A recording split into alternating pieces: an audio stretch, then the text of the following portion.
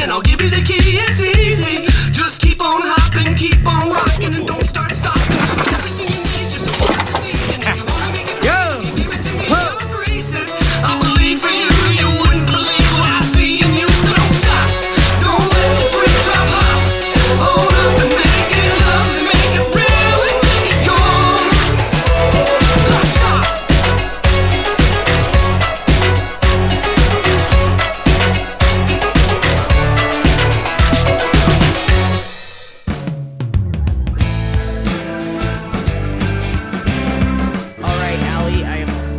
Excited to have you joining me today. I've been following you for quite some time, but then we met officially at the Swiss conference over in Ohio. And so when I saw you, I was like, okay, bye. I'm just like the hugest fan. But can you come on my podcast? Because we have got to get this stuff out there. It's amazing. Dude, I feel like Swiss was like 3 weeks ago. There's literally an entire fall is like blown by, and now I'm like, I can't Christmas right now. Like, I'm not ready for that. But no, yeah, it was super cool to meet you as well, because that conference was literally the first time I had spoken there, and I was super pumped to be able to and meet everybody and everything, because you're amongst like your people when you're there. Oh man, it's bad. You and I were talking about it. You leave and you almost have this huge letdown of kind of depression almost, because you're around people where you can speak that language and people don't stare at you and glass over. They're like, no, I've seen this too. And they get like so pumped up, and it's just an amazing thing to be around that kind of energy.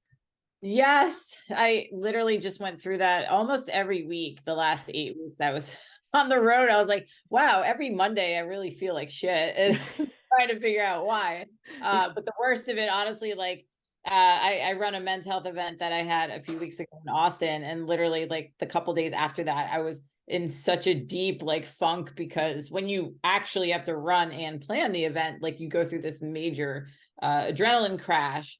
And so there's a couple days in between trips where I was like, oh my God, I don't even know what to do with myself. And I was like calling one of my friends. I'm like, bro, talk me off a ledge here. And he's like, you had a great event. This is normal. You've done this every week. And I was like, I know, but it's worse now because I don't see you guys for a while. It was like the last event of the season, so. Yeah. I mean, I feel like every time I leave something like that, I'm so like replenished and excited, and then I come back to reality and it's like, oh, this is rough. And it was funny, I had a client, she's like, I was waiting to hear everything that you learned, and I was like, well, it's a little more complicated than that. This isn't just stuff that you just talk about, because some of it's, and then I have a lot of Gen Pop clients too, so of course I'm sitting on every PED panel and everything like that, and it's like, well, I mean, do we really need to talk about trend? Probably not. But I know. And I feel like people think like we're such losers because we're like, oh, this is so much fun and you're with like your people, but I don't give a fuck. Like I don't go anywhere in Florida. I don't socialize. So that's like my social time with my friends and everything. So it's great. So I'm glad we got to meet, because now I'm like, cool, I have another friend. Yeah, I love it. And we all just have to keep keeping each other going, because when we coach and we're by ourselves and we're home in our little office cubicles, and we don't get a lot of that stimulation. So I think that's part of the letdown once you leave an event like that. Yeah. Yeah. The whole work from home thing, like this is where I live many hours a day in this dark room, even though it's nice and sunny and 82 degrees outside. I'm still there, because like it's kind of where I have to live now. It's bizarre to leave like the strength floor and move to online, which I did 3 years ago, but still, you still don't get used to the fact that like you're not moving around or really talking to people except through Zoom. So 100%. Well, I have you here today because you're the men's health goddess, right? So you're talking about all things that are can be very taboo, including like testosterone replacement therapy and stuff like that. And a lot of people are like, well, isn't this steroids? And it's like this huge thing, right? And then also men tend to talk a lot less about the issues that they're having when it comes to everything, maybe weight loss, maybe in the bedroom, maybe mental health, all these things. Men tend to suppress those things and not talk about it a lot, but it's a really important part of health. And so there are people like you out there in the world that are helping men get optimized, teaching them that these things are okay to talk about, and getting them on the road to being their best self, which is huge. Yeah, men typically are not at, like social situations or at the gym, like, yeah, bro, like my boner just didn't stay up last night. Like they don't talk about that stuff. Where like women talk about everything, like almost like TMI level, like anywhere, anytime, just socially, that's kind of how they bond. And guys, it's more of like a show of weakness if they bring stuff like that up, or if they do bring it up, it's in the form of like, yo, I've been on TRT, like it's like awesome, and they talk about more of like the aesthetic benefits from it and stuff like that. They don't talk about like the sexual performance benefits, if there are some, through testosterone or anything else like that. But yeah, guys just, they don't talk about it, and I just find it easy to talk to them about it. Well, I feel like, and I could be wrong because you probably know the statistics, this is much more of your realm, but I feel like men's testosterone levels are at an all-time low. Yeah. You are seeing more. I know I do lots of lab work, seeing more and more and more guys. They're down in like the 200s and 300s, and they're being told that they're fine. And here they have all these other things going on. They have like depression, the inability to get an erection, like they have a hard time losing weight, they have metabolic syndrome, like all of these things are going on, yet they're being told that they're fine. Yeah, so it's declined about like 1% since 1982. And I remember that easily because I was born in 81 and I'm 42. So roughly, a long time, 40 years pretty much. So that in itself shows that that's pretty scary, because our grandfathers and fathers had way higher test levels than guys these days do. So this, in combination with the lack of confidence and the lack of like a leaner physique that decades ago Americans had, make men now feel inadequate in a way where they go to a general practitioner, and then there's this range of testosterone that has, since this decline, decreased. So the standard deviations were actually moved down by many different labs, like LabCorp, Quest. They moved those numbers down because guys were showing with less and less testosterone. So the range when someone gets blood work used to be 350 to 1100, which is massive in and of itself. Like it's ludicrous. Now it's around, like, I would say the lowest I've seen was around 190, 195, I think. And it goes up to like 790 something, which is awful. It's like atrocious. So you have a guy who's, again, 30 years old and he's testosterone of like 200. Oh, you're fine. Don't worry, you're fine. And the problem with that is then they get dismissed, and men don't want to go to the doctor anyway. Like it's literally like dragging feet. Yeah, I'm still recovering my ability to articulate well, but they don't want to go to the doctor because who does? And they'll only go if their dick doesn't work or it's an emergency or something like that. So they're not going to resist what the doctor says when it's going to a GP and stuff like that. So long story short is total testosterone is only one piece of the puzzle. So when somebody goes to work out with a trainer and they get an assessment, it would be like measuring how well your ankle moves on your left side, and that's it. Obviously, that's only one piece of the whole entire picture. So the conventional medical model in America, if you go through an insurance-based practice or someone like a general practitioner, they are tied to what the insurance will allow. So you have to qualify for testosterone replacement by having numbers sub 300 numerous times in a row. And it's awful. I mean, because there's guys that are in like the 500-600 level that still have symptoms. So it's important to go by the symptoms. And like you alluded to, not feeling like themselves, depression, brain fog is a big one. Like there's a lot of powerful benefits from a neuro perspective for testosterone and cardiovascular and all those things that kind of get ignored because people just associate it as the erection hormone and sexual performance hormone, or the illegal hormone, steroid hormone, which is a steroid hormone by definition. But again, the dosage depends on if you're doing steroids. Yeah, absolutely. And I feel like you could correct me if I'm wrong here, but there is like a real decline in masculinity in general in society now. And so it's being more and more socially acceptable to be at a deficit when it comes to that. Yeah, that's a topic. I started bringing that up, I want to say 2019, I think, where I would talk about toxic masculinity and literally the entire room would be quiet. And I'm like, they probably think, oh, this chick with a faux hawk is going to go off on feminism. And it's literally the complete opposite, where I'm like, I hate that term. And, I've talked to my male colleagues about this social narrative, which in their defense, like, I think that it's more of the media and it's just more across social media, because you talk to certain women, at least either in person or I've talked to them on Instagram, like, is this really what you want? And they're like, no, I really appreciate chivalry and when a guy takes the lead and stuff like that. But the guys feel lost, because I asked them, do you feel awkward like complimenting a woman or actually talking? And they're like, oh my God, like literally, Allie, like if I was like, oh, I love your camo top, like you could call me a misogynist and say that I'm like a pedophile or something.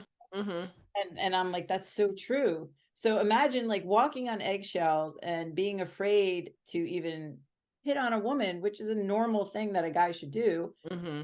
Granted, there are organizations out there in the fitness world that are against that and think that, like, if I wear like a crop top, you shouldn't talk to me because I'm wearing a crop top, whatever. Like, we don't have to agree on everything, but I do think that this decline in masculinity and the social narrative to suppress that, making it bad, is absolutely wrong, because that, I think, affects guys' testosterone level at like a subconscious level. They don't realize it just because they're not acting as a man should, even at the level of things like Boy Scouts, which now include girls in Boy Scouts, and it's just gotten a little bit out of control aspect. And like, kids fighting is now like a bad thing. Like, I understand bullying is separate, but like if kids like are doing jujitsu on the playground, like I don't think there's anything wrong with that.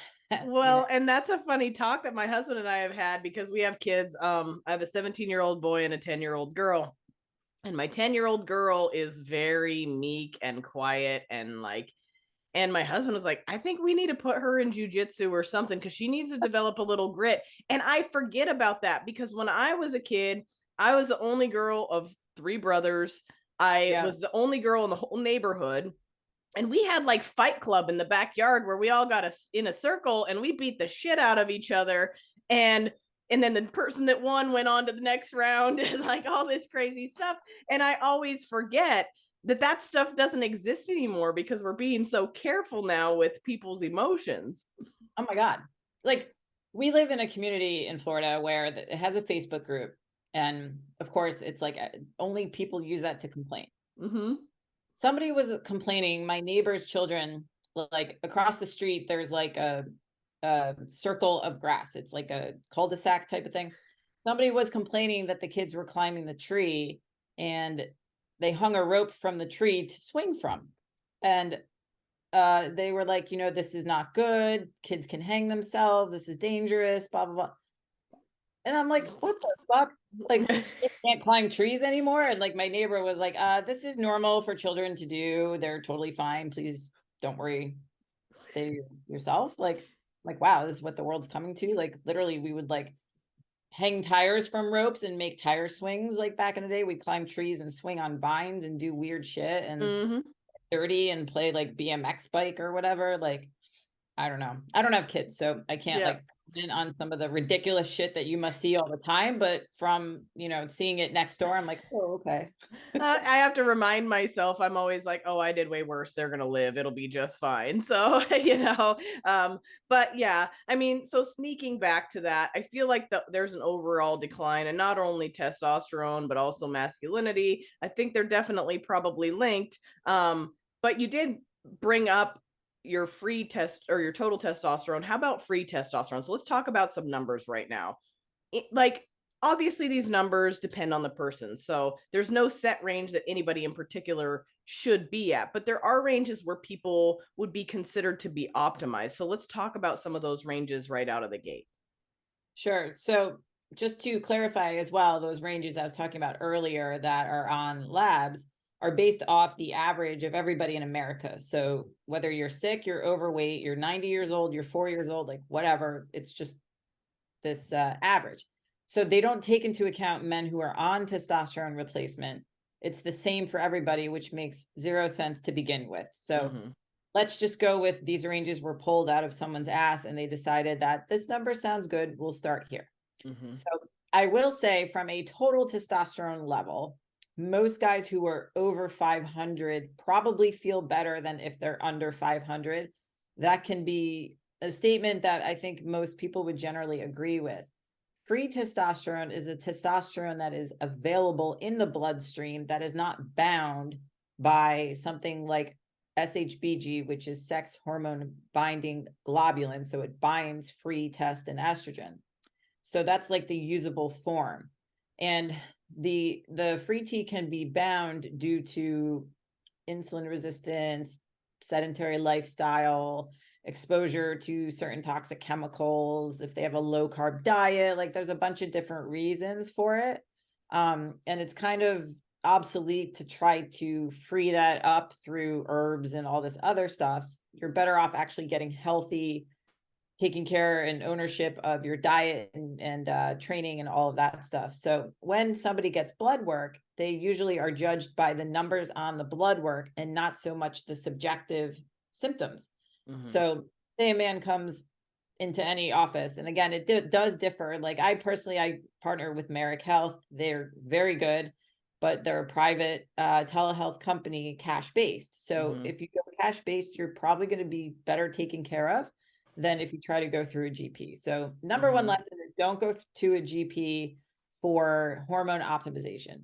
Go to a GP like if you need a Z-Pack or if you need it like antibiotic or something else, like where you're sick, you have a cold, you need like routine blood work for some surgery or something, or you need to get a physical. That's really it. So thank God for them for those reasons, but not for hormone optimization. They're just not trained in that, and they will admit that as well. So some of them try to do it, but it's very difficult when you're going through insurance. So I can't emphasize that enough. So circling back, because there's a lot of tangents with that, and the blood work you get through a GP is very basic. Quite often people will have to ask for testosterone.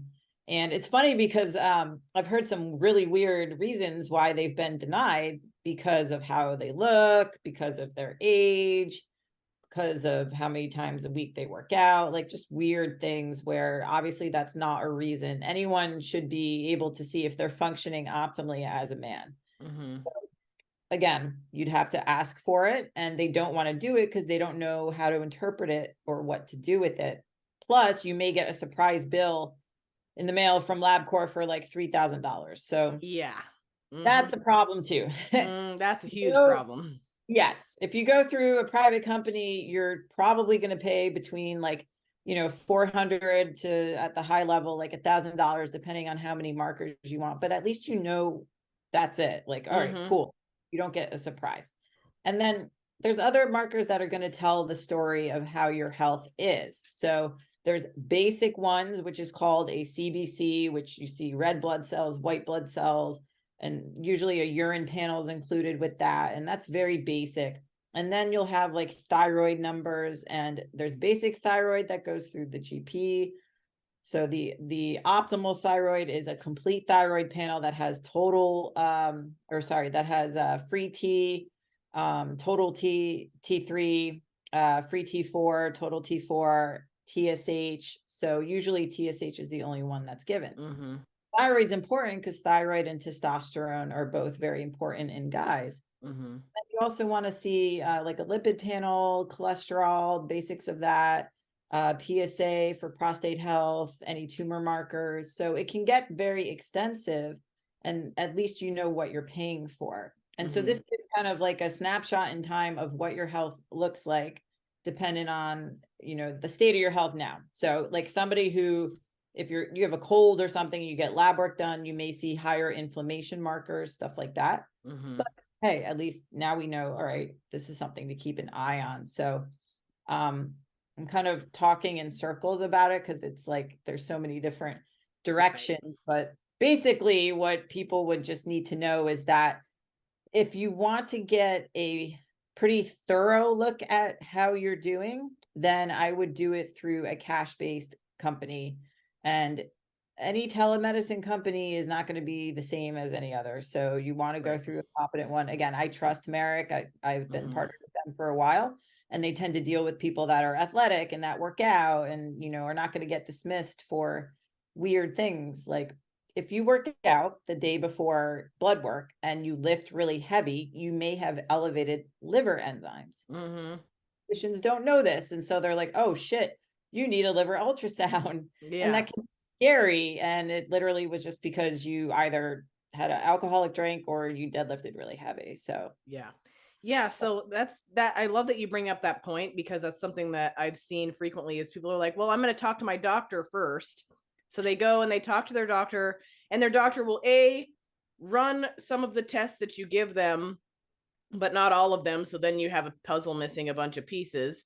Or B, they will actually run it and they'll charge it to insurance, and that person's left with this humongous bill, anywhere from $1,400 to $2,000 I've seen in my own personal coaching. So it's amazing how good of panels you can get when you pay cash, and you can get whatever you want. Like there are a million places to do it. You can even order it online without even going through a practitioner. And the price point is there's really no reason to not be doing it at least one time a year. And people, I will die on this hill because people are like, oh, I can't afford to do labs. It's like, okay, you can't afford to do a $300 lab panel, yet you can go eat out and you can do all of these other things.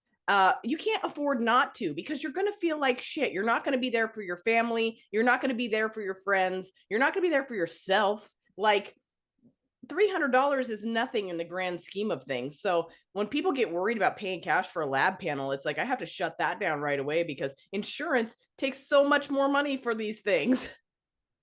Oh yeah. And I understand that people think that insurance should pay for things like that, but you know, I literally cannot agree more with what you say. And I also echo the fact, I'm like, listen, I know it might be more expensive to go cash-based for a hormone panel or even treatment. However, what happens when you try to go through insurance-based for literally anything? It's an exhausting process of multiple phone calls, paperwork, waiting. Like you literally save time in addition to frustration. Time is money. So all the time and frustration that you're going to have to get 4 different opinions and to multiple places, and maybe you go to get, you know, lab work, and then they decide, well, our phlebotomist didn't show up today, so I'm sorry. Like, cool, you have to redo that, go through insurance for all this like bullshit that literally it's a song and dance that takes forever. And no one wants to deal with that. And so you're going to save the time and frustration of having to deal with stupidity and go through a company that actually knows what they're doing.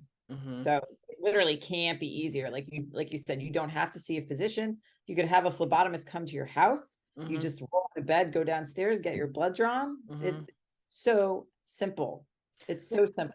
Another frequent thing that I'm seeing also is you have providers that will agree to running testosterone, but they're only running total and they're not checking free. So that seems to be a little bit problematic as well. And free is more expensive. And then it's like, you know, I've had guys send me, like, they send their labs in my inbox on Instagram, and I'm like, that's nice. Like, I do this for a living. Thank you. Exactly. So they're like, you know, oh, I had this checked and it's like total and free. I'm like, cool. What am I doing with this? Like, again, this is like a piece of the puzzle. I don't know anything about you. Like, you know, and guys will wear their testosterone number, like their bench press number. And I'm like, dude, it does not matter. And I have guys on TRT, they get their levels up to like 1100. They still don't feel good. So it does not matter that much, you know. Show me your license plate number. It's like, this is irrelevant. Right. So what are some reasons for testosterone decline? The biggest thing is the obesity and lifestyle factors. So if you have too much body fat, that is going to create an inflammatory environment in the body. When your body detects, oh, this body's not really healthy. It's not going to produce the hormones to procreate because it does not sense a safe environment. So the problem with injecting testosterone into a highly inflammatory body that does not want it, it can cause some side effects. And some men will see testosterone kind of as like the Ozempic of like the hormone world. Like if I take testosterone, it'll just melt all the fat away and make all my dreams come true.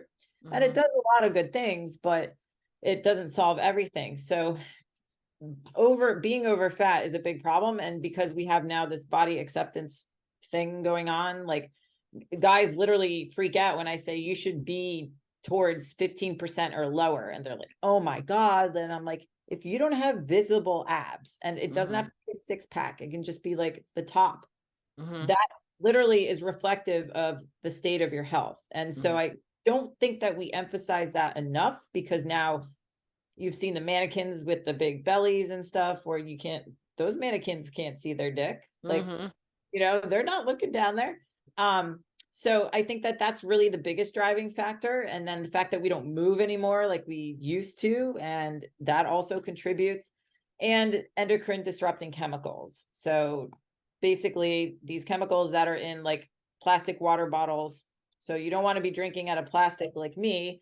You want to get like stainless steel, and glass bottles are probably the best way to transport water. Because again, if this like heats up, there's chemicals in this plastic that are called xenoestrogens, and they get into the liquid. Same if you heat up Tupperware and everything, and then they act as a very potent estrogen, 1,000 times more potent than regular estrogen. And it confuses your body, and it can make it think that it's pregnant, even if you're a guy, and all this stuff. So it really just fucks with your hormones. And so that can cause a lower testosterone environment in a man's body, and more feminizing traits and stuff like that. And so over time, it has been a problem. And it's very like woo-woo at first, because guys are like really like plastic. And I'm like, listen, if there's two things that you tackle with that, switch all your plastic Tupperware to glass, microwave that, and then switch your water bottle to stainless steel.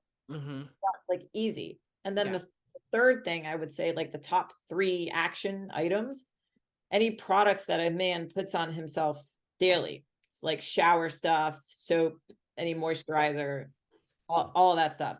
My clients, he's a veteran. He owns a company called Johnny Slicks. They sponsored my event.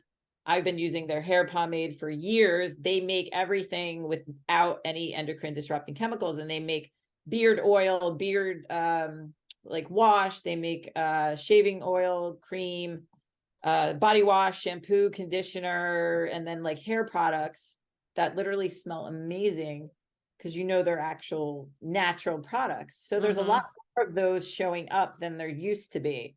So gone are the days of like, Dove body wash and like anything very chemically like that. So, and I'm that mom, like, this is so funny. My son, like I said, he's 17, he's in the dating pool, like this is what 17-year-old boys do, right? And he's like, yeah, he's like, my girlfriend's coming over, and he just coats himself, and like, I'm like, dude, you cannot do that. I was like, you're killing your testosterone, man. And he's like, oh, it's fine right now. And I was like, yeah, until you're having a hard time in a couple years getting a boner. And like, I'm that parent, right, where I like just lay it all out there. And he's like, it's fine, mom. I was like, okay, well, just saying, like, when you open your bedroom door, I almost die myself. I'm pretty sure my testosterone's on the floor after opening your bedroom door. I love that.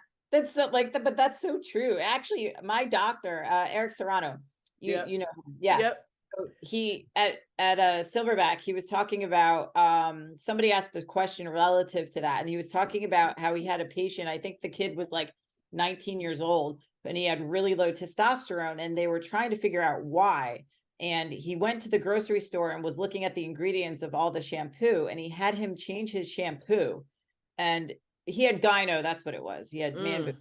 And he had him change his shampoo, and then over time, like it actually cleared up. And I forget which shampoo it was, so I know people are gonna ask, but I'll have to ask him. But I was like, holy shit, it's one of those like, that can't be type of stories. But I mean, shit, yeah, it can happen. So Well, and I think the young guys are so set up for something for this to be a downhill spiral as well, right? Because at least our well, I'm not gonna say the word older, so don't hate me, guys. But I think, if you're in your 30s and 40s, you have some kind of awareness, right?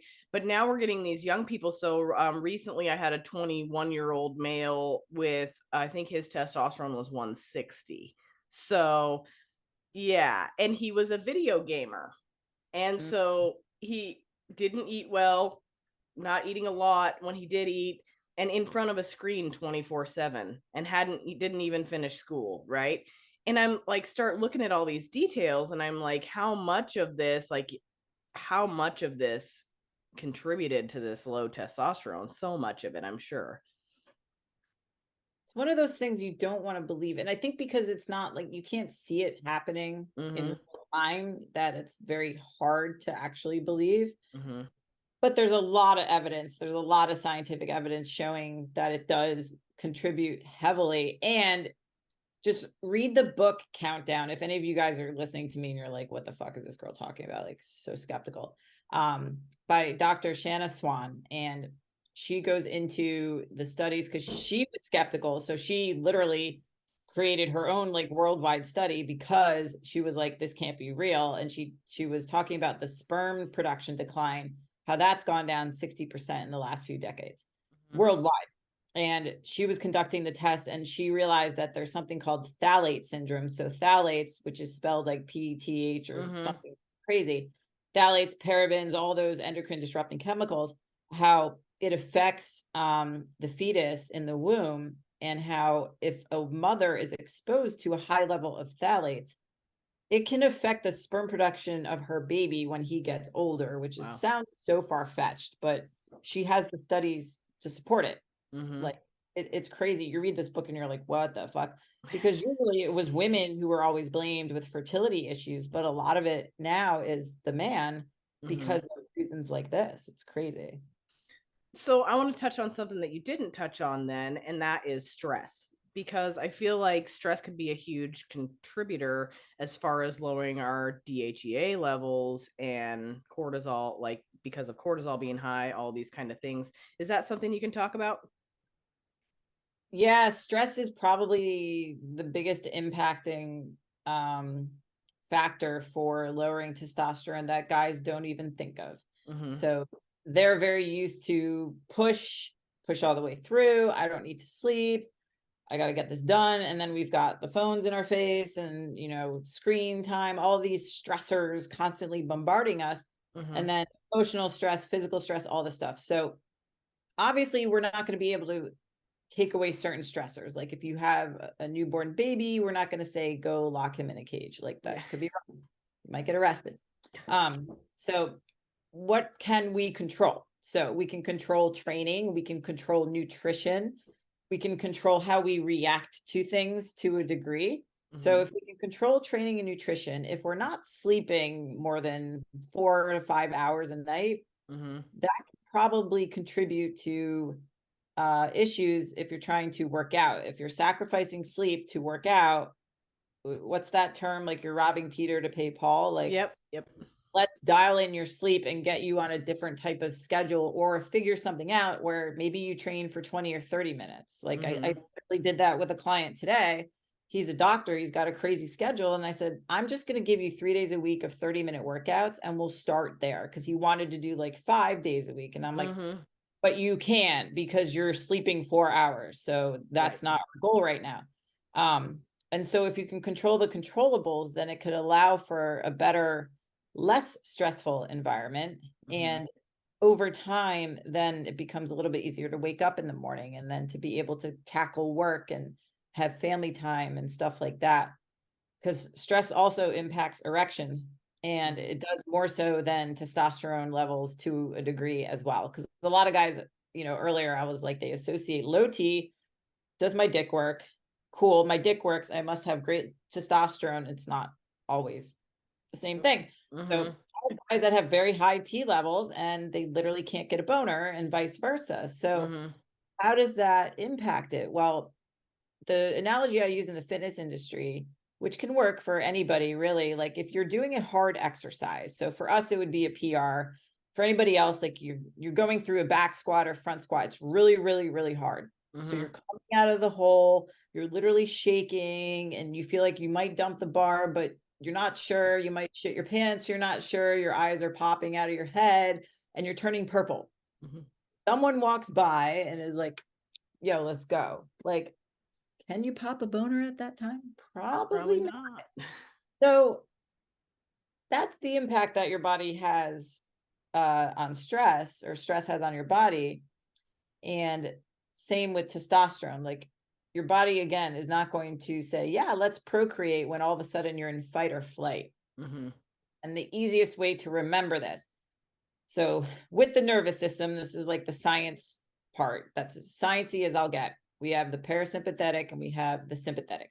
Sympathetic, fight or flight, alarm. You know, I think everyone learned this in like bio class, right? Like the phase. So if you're in fight or flight, running from a lion, that's when ejaculation happens. So we call S sympathetic shoot, P parasympathetic point, erection, rest and digest. You have to be calm to be able to spring a boner. And when you're psyched up and sympathetic, that is ejaculation. So sympathetic drive of a back squat PR, you're not going to get a boner. It's going to be very difficult. And so guys who are revved up all day and stressed out all day, it's going to be difficult to achieve an erection. So, and then like you alluded to earlier with depleting DHEA, if they have low DHEA, then that can cause some sexual problems. If they have very high DHEA, it can also, or guys will just haphazardly supplement with DHEA. And if they take too much, it can cause premature ejaculation. And then we don't want that either. Right. Yes. So, yeah. So we covered xenoestrogens, removing plastics and drinking out of metal or glass. That's a great way to help testosterone, lowering body fat levels, sleep, stress mitigation. What is there some other low-hanging fruit that males can look to use in order to enhance their natural production of testosterone? Yeah, I think everyone I've met is deficient in vitamin D. So, you know, you're in a colder climate, so you're probably not going to see a lot of the sun. There's really, you know, nothing wrong with supplementing between like 10 and 20,000 IUs if you're also taking vitamin K2.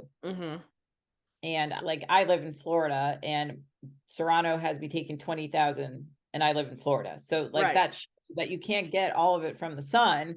So it's essentially something that helps manufacture testosterone in a male body. So being sufficient in that is going to be helpful.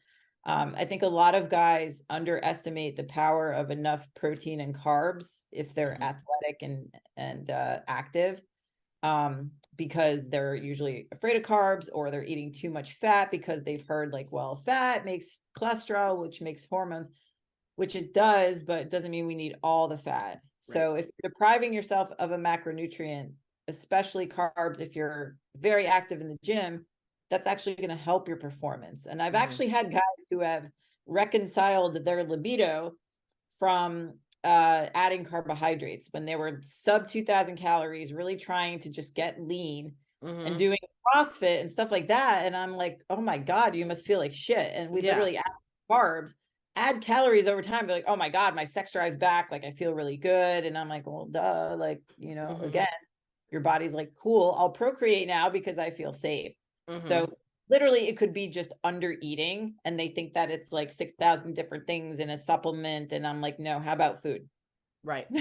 Right. And you see that a lot with the low carb space too, right? I mean, you're not seeing a lot of these low carb influencers post what their testosterone levels are. You know what I'm saying? And I call this is a call to action for them to do that, I think, because will they? No, but I have a really good friend that was really hip in the keto / low carb space for a long time.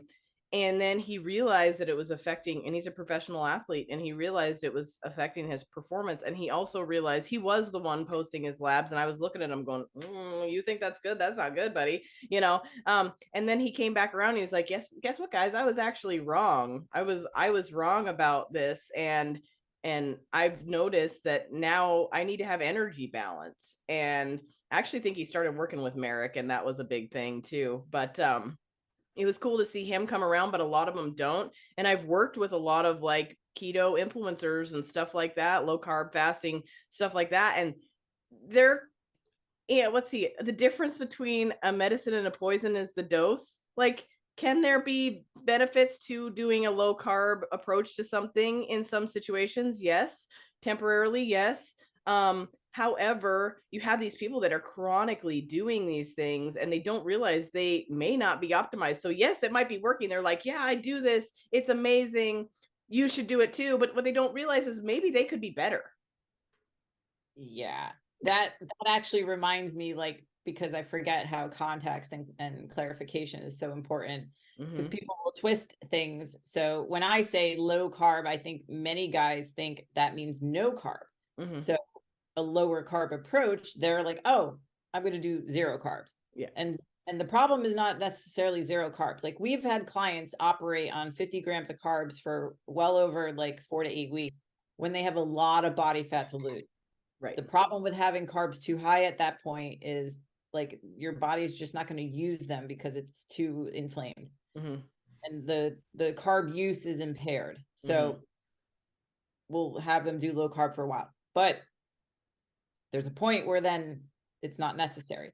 Right. And I think the initial drop in water weight and the scale weight is encouraging to a lot of people where they're like, oh, low carb works. So they stay on it for far too long.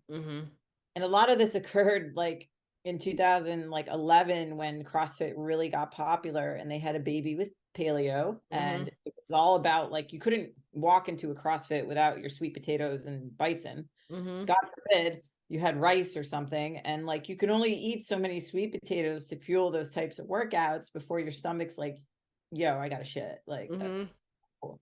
So that, I think, where the misconceptions and the mixed messaging is crazy for a lot of people, because it is overwhelming and it is annoying and it is conflicting. Low carb for somebody can be 200 grams of carbs, or it can be 70. So right. And it depends on the person too. And that's where a lot of people also get it wrong, as you alluded. Like there could be a triathlete eating 600 grams of carbs, but to them, they stay in ketosis because they're utilizing it through for highly glycogenic. I'm killing the words here, but using a lot of muscle glycogen to actually perform. So anyway, I feel like there's so many people out there that could be optimized. And then, like you said, also, many people that are dealing with large amounts of body fat have insulin sensitivity problems that need to be addressed first. So again, the difference between a medicine and a poison is the dose. There's a right time and place for these things. And a lot of times they are being used incorrectly. And that's when it's really good to get a coach involved or somebody that knows what they're talking about on that stuff. Hire a professional. It literally time collapses results, and it just allows you to like be kind of spoon fed the path to get this done, because it really isn't that complicated at all. Like at all. I did a application call the other day where a guy literally listed every single goal that you could possibly list. And I said, what do you want? And he was like, I don't know. I'm all over the place. And I said, clearly. And he was very overweight. So, well, not very overweight, but for us, anything over 20% is kind of like overweight for our demographic that we tend to attract. So he had a lot of stomach fat. And I said, I know exactly what to do with you, but are you willing and wanting to do that? And he was so conflicted because he said, well, I read a lot and I'm very confused as to who to listen to. And I said, you've come to the right place. You can stop. And he was literally like shocked. And I was like, all you have to do is just do what we say, and it will lead you to the Holy Grail. But because you and I are in this every day, it's very easy to be able to provide that path and knowing exactly what to do, because we've done this over and over and over. And it's really not that complicated. When you have a lot of body fat to lose, that means you have energy you have not used yet. So you have stored energy that your body can use. Therefore, you can go lower calorie and lower carb. And then we get rid of body fat, we go up in calories and up in carbs. And it's that little dance that, again, life shit will happen, but you have a coach behind you to carry you through that. And for guys, it's just at least very easy to take them through that because it's rinse and repeat. It's not the same protocol, but it's very similar for a lot of them, depending on what their goal is, because we've got endurance guys and strength guys. But other than that, it's not that complicated because we take the complications out of it. We help guys understand that this is the truth, and we don't claim to know everything, but as you know, there's a lot of bullshit out there. So, So at what point should men consider going on TRT? Everybody should be on right now. Okay. I mean, I feel like that's always the question, right? Because when you do have so many things that could be optimized prior to going on, at what point does somebody go, okay, now I think I should go on TRT? So my answer is, I feel personally it's inevitable that every man will end up on it and should. There are people who may disagree with me, and that's cool. We can still be friends. But I would say if a man is in a position where he has gotten his health in order, meaning have you taken ownership of your physique if you're overweight? Have you addressed your lifestyle, your nutrition, all that stuff? Because that's huge for the reasons I mentioned before, that you don't want to be in an inflammatory state and stuff like that. However, the other side of that, there are a lot of guys who are very overweight, who have very, very low motivation, energy, and everything, and may need testosterone to kind of jumpstart that. But that's when a competent practitioner will start you very low just to get you through to be able to get leaner and all that stuff. So now some people will say if you're done having kids, then that's okay. There are plenty of men who can conceive on testosterone and have. It's all about getting a sperm count beforehand and then taking the proper measurements as to what you would take alongside testosterone, because there's different options to maintain sperm production and quality and all of that. If he's exhausted anything natural. So there are a lot of guys that they feel like they're defeated if they have to go on testosterone. So they want to try naturally. And again, I can't emphasize enough. It's lifting weights, getting sleep, eating properly, all the things that you would do to get a leaner physique are going to help your testosterone levels as well. So if we've exhausted that, and then you're still coming in where you feel symptomatic and blood work really hasn't changed, probably a good time. That could be like over 40. Now I've seen it in 20s, 30s. We have clients in their late 20s who are on TRT. We have guys in their 60s who are on TRT. So I think at some point in a man's life, there will come a time where he will go on it. And one of the biggest struggles for men is the fact that it's for the rest of their life. And I understand that because men don't want to be reliant on something, and they see it as like very defeatist and succumbing to something. And I said, listen, if you are given the opportunity to increase your quality of life to where not only do you feel fucking amazing, but you can show up as the husband, father, brother, son, boyfriend that you want to be, and you know you can be, and the trade-off for that is you have to either stick a needle a couple days a week or rub cream on your balls. Are you going to be okay with that? Because this will also help prevent heart attacks and help prevent cancer and help prevent strokes and other bad things. Then they kind of get it. And I tell them too, like, I've never had a client who's gone on testosterone and been like, you know what? I don't think this is for me. I'm going to stop, because they feel good. Right.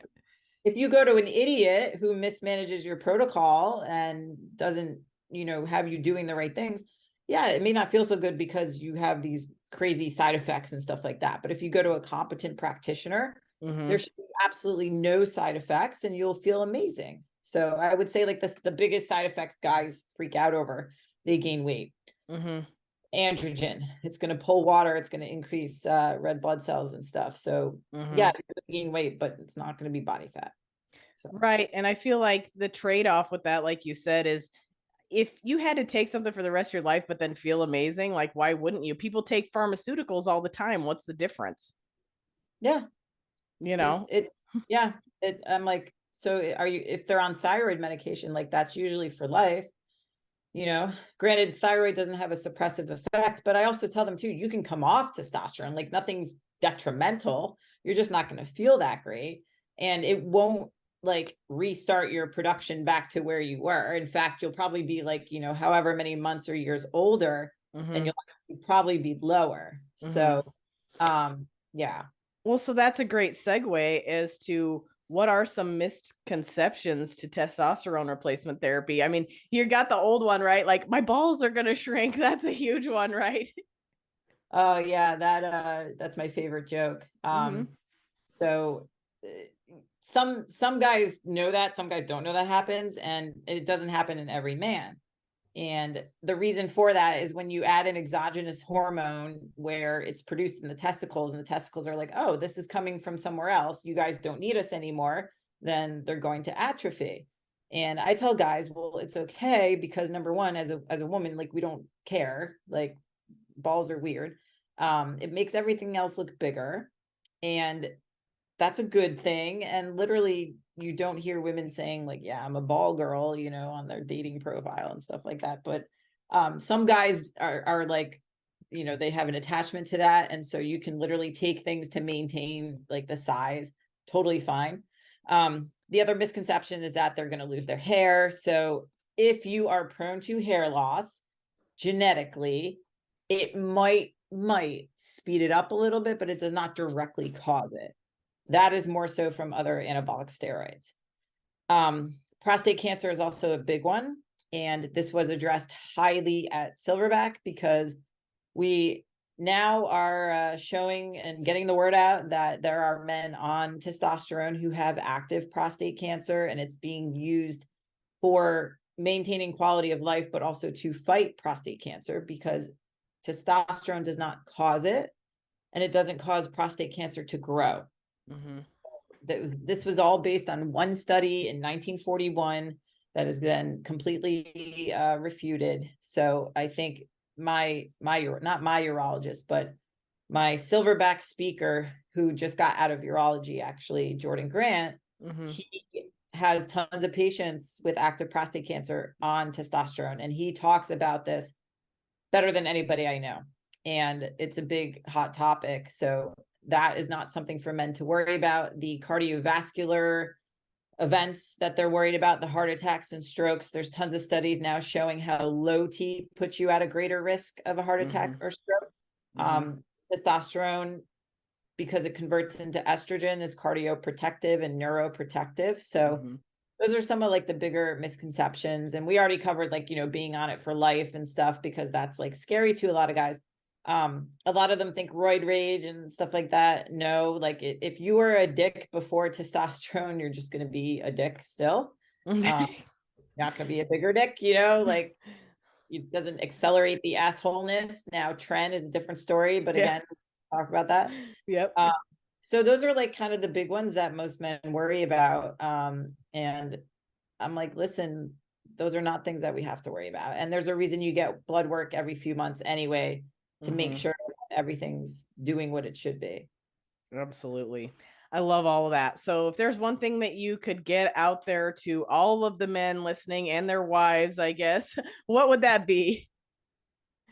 Get your baseline labs done, at least, just to know where you are, and don't think that you are too old, too young, to anything, or not enough of anything to be able to address this. And if it's difficult to talk to anybody about, just slide in my DMs, because I talk about this all day, every day, with guys of all ages. Because if you are experiencing any sexual performance issues, especially, that is very, very, very common, even though it's not normal. But guys usually feel very isolated. They don't know what to do about it. And just come talk to me. I'll point you in the right direction. No pun intended, but yeah. Yeah, I've found that, and I'm much more comfortable talking about it too now. But I've had men in my chair in my office, and I'm like, well, how's your erections? How's your libido? How's all of this? And they're looking at me like, oh my God, you just mentioned my erection. Like, what's going on? You know? And I'm like, no, I said this is a real thing. Like, I had and that's one quick thing we could maybe touch on is, estrogen is also important in men, but not in the levels that some men are experiencing it due to like xenoestrogen exposures and stuff like that. So on the flip side of that, if you're a man and you're taking a ton of estrogen blockers, you could also be asking for some major trouble with how your performance is in the bedroom. So yes, one of the most highly debated hot topics in the TRT world. And I had this as my first question on my TRT best practice panel at Silverback, because I said, all right, guys, we're going to start off with a bang. mm-hmm. What about AIs or aromatase inhibitors? Go. And they're like, all right, we're starting off with that. But it is literally like part of, if you go to a clinic, like especially here in South Florida, they have clinics like every 5 minutes. And you see advertisements everywhere, like TRT, $99 a month. You walk into one of these clinics, I don't even know if they do labs, but like you literally write your name on a piece of paper and they're like, oh, okay, here you go. You have testosterone, you have your estrogen blocker, and then you have something to maintain fertility. And so we call that the starter pack.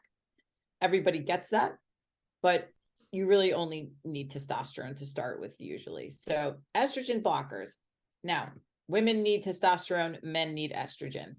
Men usually think estrogen is very feminizing and it's going to make them cry and grow man boobs and blah, blah, blah. When you take testosterone, that converts to estrogen.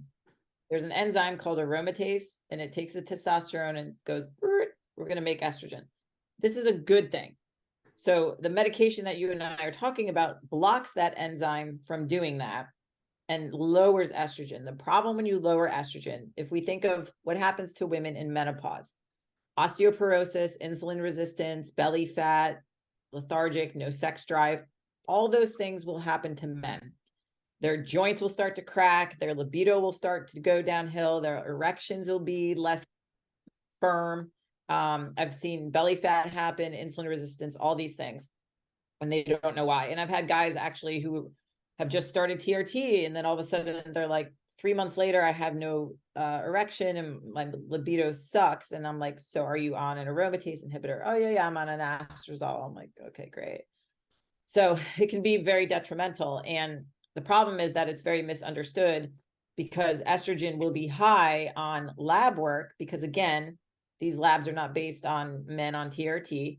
So when you take testosterone and converts to estrogen, yeah, it might be higher, but that's a good thing. And estrogen is very cardioprotective, neuroprotective, same reasons why women fall prey to cardiovascular disease and certain things like that because they have low estrogen. So it's very similar to guys. Now, on blood work, when you measure estrogen in men, it also is very similar to menopausal women where it's no longer an endocrine hormone. So it's not produced by a gland. So it's really just a fraction of like what estrogen is in a guy's body that you're showing on blood work. So Jordan Grant actually doesn't measure estrogen anymore because guys freak out when the number is really high. So you go to like a steroid clinic in Florida, I call it, or, any practitioner who's not well understood in this, they're going to say, oh, your estrogen's high, we have to block it. Why? They don't really know why. They can't explain why. They just say it's bad. Yes, men need that. And usually men will feel fantastic when they come off of their anastrozole if they've been on it for a while. And I have a client who actually was on it. God, I think he was on probably double the dose he should be for like 10 years. And he did a DEXA scan. He was like 45 years old and he was borderline osteoporosis from taking that. And that's not good. No. So we don't want that to happen. No, not at all. Well, I think that was a great thing to hit on before we part ways here, Allie. But how can people look you up if they want to slide into your DMs and ask you all the questions about their boner? As long as no pictures are sent with those questions. At the Allie Gilbert ALI on Instagram. It's literally where I live. Like all my content's there. So that's probably the best place to find me. So all right. Well, I love that. I will put that in the show notes as well. It has been a pleasure having you on the show. Thank you so much for joining us today. Connie, this was fun. This really flew by too. I know, it went by fast.